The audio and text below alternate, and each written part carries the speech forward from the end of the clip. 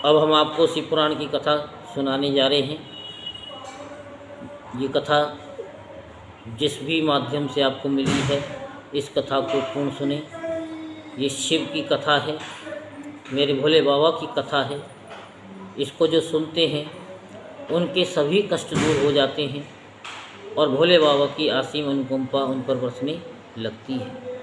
मेरे भोले बाबा इस कथा को सुनने वाले को सब कुछ देते हैं, जो कभी उन्होंने सोचा नहीं था वो भी उनको मिलता है। जो कहीं नहीं हुआ काम वो इस कथा को सुनने मात्र से हो जाता है। ऐसा विश्वास करते हुए इस कथा को पूर्ण सुने और 90 दिनों तक तो अवश्य ही सुने। 90 दिनों में एक मनोकामना अवश्य पूरी होगी, बाकी तो सारी आपकी होंगी। बोलो शंकर भगवान की। पार्वती की तपस्या एवं उसके प्रभाव का वर्णन।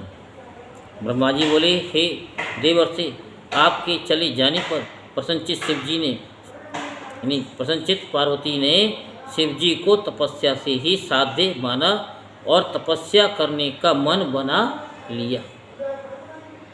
तदंतर पार्वती ने अपनी जया एवं विजया नामक सखियों के द्वारा अपनी माता मैना तथा पिता हिमालय से तप करने की आज्ञा मांगी।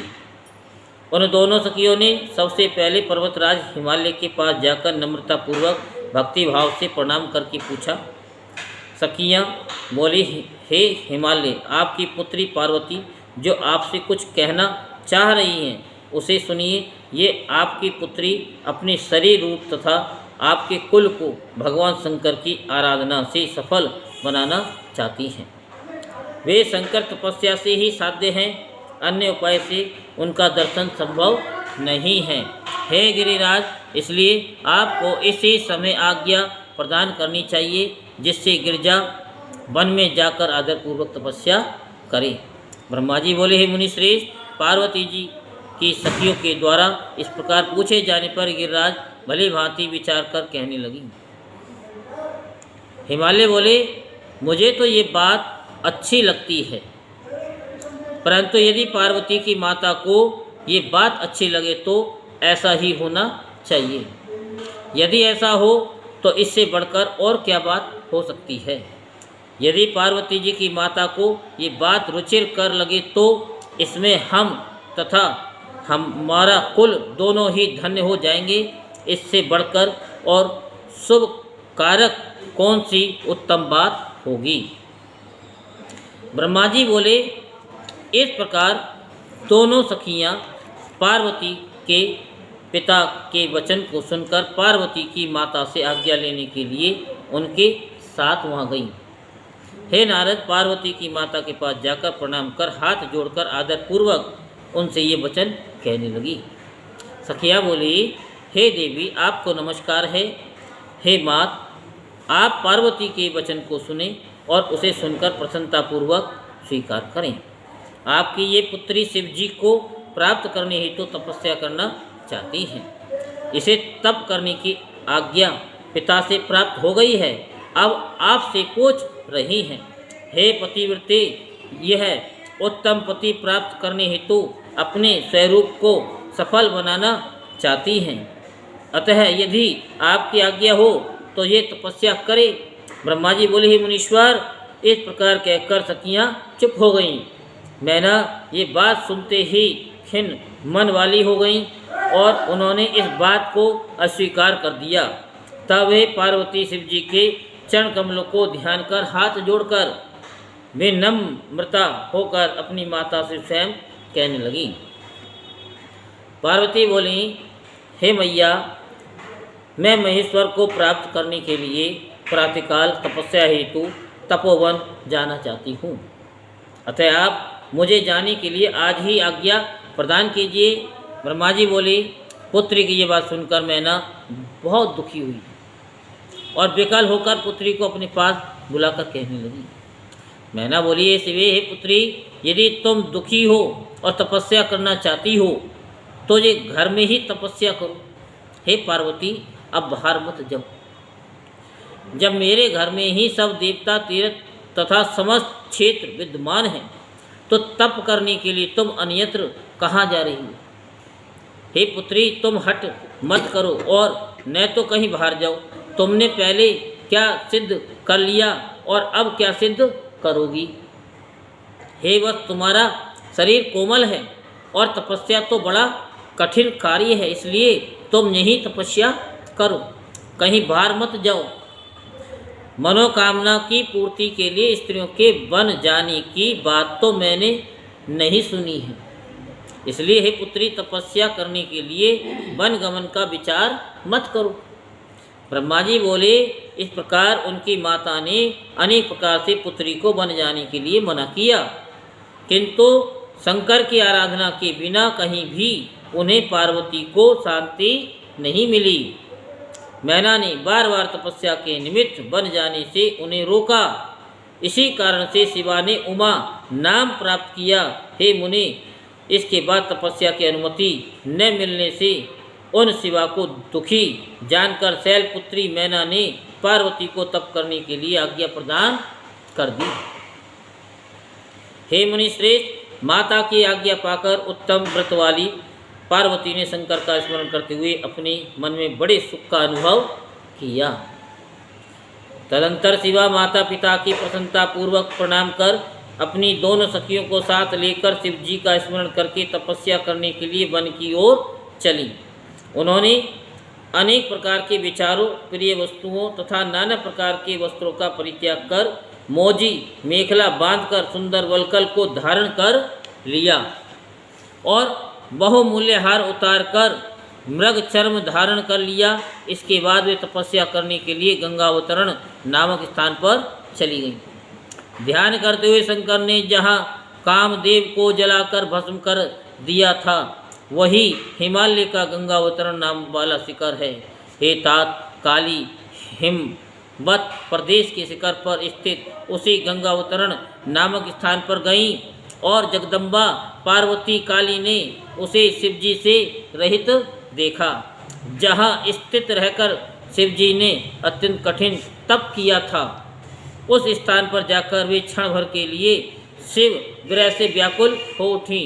उस समय वे हा शंकर, इस प्रकार कहकर रोती हुई चिंता तथा शोक से युक्त होकर अत्यंत दुखित हो विलाप करने लगी।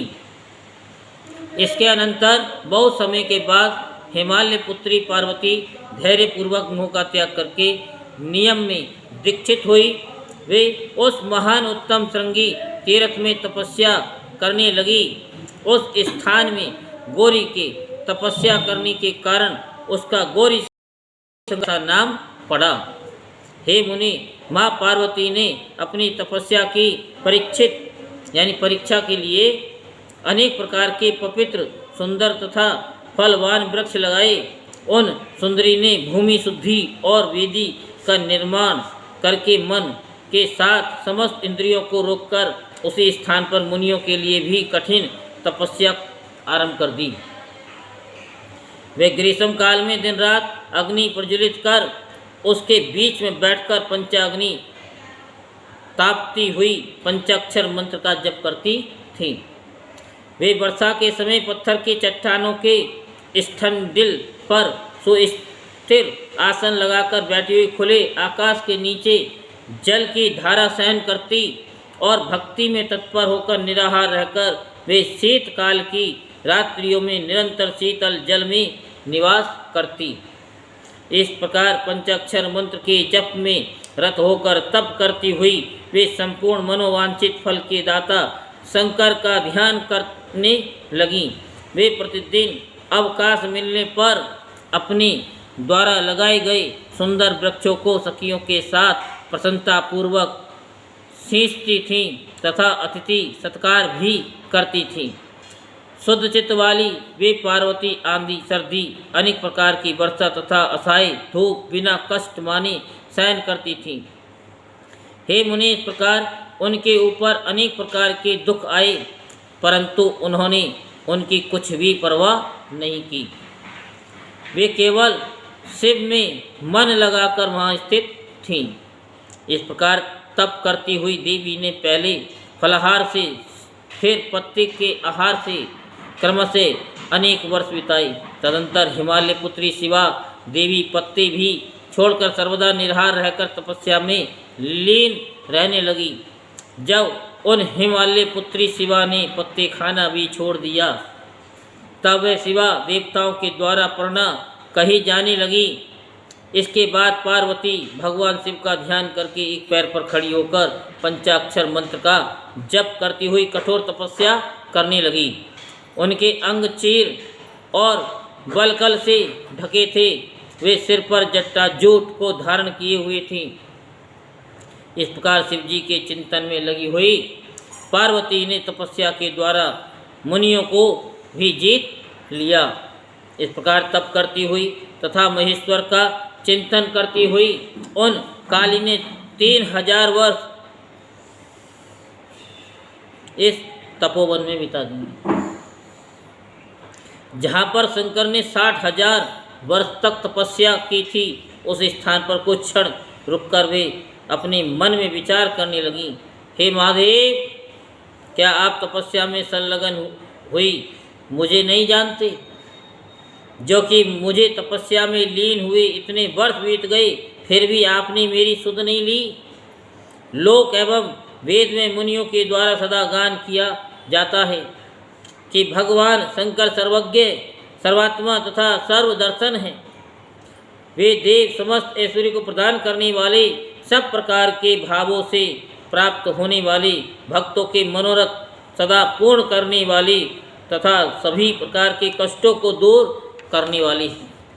यदि मैं आपकी कामनाओं का त्याग करके त्याग कर मात्र ब्रज ध्वज शंकर में अनुरक्त हूँ, तो वे शंकर मुझ पर प्रसन्न हो। यदि मैंने उत्तम भक्ति के साथ विधि पूर्वक नित्य नारद तंत्रोक्त पंचाक्षर मंत्र का जप किया है, तो वे शिव जी मेरे ऊपर प्रसन्न हो। यदि मैंने विकार रहित होकर भक्ति पूर्वक सर्वेश्वर शिव का यथोचित चिंतन किया है, तो वे शंकर मुझ पर परम प्रसन्न हो। इस तरह नित्य अपने मन में सोचती हुई उन्होंने नीचे की और मुख किए एवं जटावलकल धारण कर निर्विकार होकर दीर्घकाल तक तपस्या तप किया। इस तरह उन्होंने मुनियों के लिए भी दुष्कर तपस्या की, जिसका स्मरण कर वहाँ सभी पुरुष परम विस्मय में पड़ गए। उनकी तपस्या देखने के लिए सभी लोग वहाँ उपस्थित हो गए और अपने को धन्य मानते हुए एक स्वर से कहने लगे, धर्म वृद्धों के पास बड़े लोगों का जाना कल्याणकारी कहा गया है। तपस्या में कोई प्रमाण नहीं है। विद्वानों को सदा धर्म का मान करना चाहिए। इसकी तपस्या को सुनकर तथा देखकर ऐसा ज्ञात होता है कि अन्य लोग क्या तप कर सकते हैं। संसार में इसके तप से बढ़कर कोई तप न तो हुआ है न होगा। इस प्रकार कहते हुए पार्वती के तप की प्रशंसा कर कठोर अंग वाले वे तपस्वी तथा अन्य जन प्रसन्न हो अपने अपने स्थानों को चले गए। ब्रह्मा जी बोले, हे मेरे ऋषि, अब आप जगदम्बा पार्वती की तपस्या के अन्य बड़े प्रभाव को सुनिए, जो महान आश्चर्यजनक चरित्र हैं। पार्वती के आश्रम में रहने वाले समस्त जंतु, जो स्वभाव से ही परस्पर विरोधी थे, वे भी उनकी तपस्या के प्रभाव से बैर रहित हो गए। निरंतर राग तथा द्वेष, राग और दोष से युक्त रहने वाले वे सिंह और गौ आदि भी वहाँ उनकी तपस्या की महिमा से परस्पर बाधा नहीं पहुँचाते। हे मुनि श्रेष्ठ, मार्जर, मूषक आदि भी जो स्वभाव से आपस में बैर करने वाले हैं, वे भी एक दूसरे के प्रति कभी विकार भाव नहीं रखते थे। हे मुनि सत्तम, महाफल युक्त वृक्ष, विविध प्रकार के तृण और विचित्र पुष्प उत्पन्न हो गई। वह संपूर्ण वन आपकी तपस्या की सिद्धि के रूप में हो गया और कैलाश के समान मालूम पड़ने लगा। बोल शंकर भगवान की जय। हर हर महादेव, हर हर महादेव, हर हर